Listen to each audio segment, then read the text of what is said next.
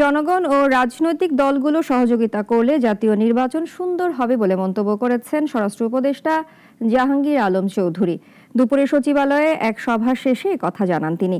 জানান, সুষ্ঠু নির্বাচন আয়োজনে আইন শৃঙ্খলা বাহিনীও প্রস্তুত আছে। অলি রনির রিপোর্টে বিস্তারিত। গেল কয়েক মাস ধরেই রাজনীতিতে জাতীয় সংসদ নির্বাচন ইস্যু বেশ আলোচনার খোরাক জুগিয়েছে। রাজনৈতিক দল থেকে শুরু করে নেতাদের মাঝেও রয়েছে মতবিরোধ। এবার আসন্ন ত্রয়োদশ জাতীয় সংসদ নির্বাচন নিয়ে কথা বলেন স্বরাষ্ট্র উপদেষ্টা জাহাঙ্গীর আলম চৌধুরী।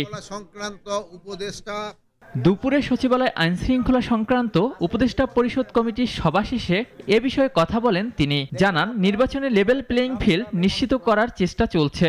আমাদের ক্ষেত্রে লেভেল প্লেইং ফিল্ড আগেও ছিল, ভবিষ্যতেও থাকবে, সব সময় থাকবে।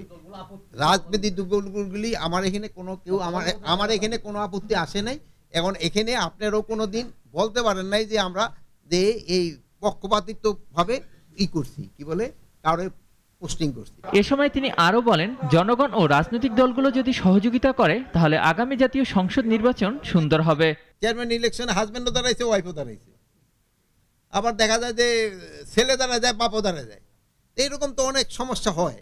তো বাট এইগুলি আমার মনে হয় পলিটিক্যাল পার্টি তারা তাদের প্রবলেমগুলি সমাধান করবে, এবং তারা যদি পলিটিক্যাল পার্টি তারা যদি নিজস্ব সমাধান করে ফেলায় এবং জনগণ যদি সচেতন থাকে, তবে নির্বাচন আলাদা দিলে ভালো হবে। বিভিন্ন ক্ষেত্রে পদায়ন ও বদলির ক্ষেত্রেও কোনো অনিয়ম হচ্ছে না দাবি করে যে কোনো অনিয়মের খবর প্রকাশ করতে গণমাধ্যমের প্রতি আহ্বান জানান উপদেষ্টা। একটুখানি আপনার কাছে আমার অনুরোধ।